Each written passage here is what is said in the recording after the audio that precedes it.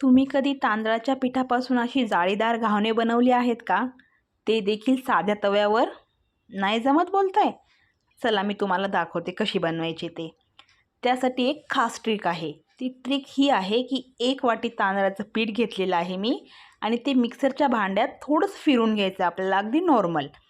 लागेल तसं पाणी घालायचं आणि अशा कन्सिस्टन्सीमध्ये हे पीठ बनवून घ्यायचं की ज्याचे आपल्याला घावणे येतील.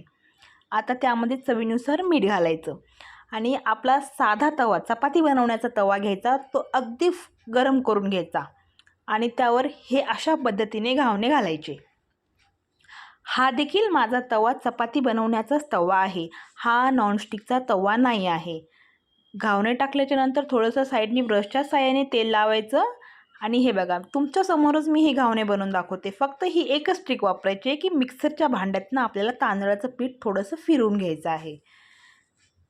आमच्याकडे ह्याला घावणे बोलतात. तुमच्या भाषेमध्ये तुमच्या गावी ह्याला काय बोलतात हे मला नक्की कमेंटद्वारे सांगा आणि माझी रेसिपी कशी झाली आहे हे देखील सांगा. तर रेसिपी आवडली असेल तर माझ्या चॅनलला नक्की सबस्क्राईब करा. भेटूया पुढच्या रेसिपीसोबत.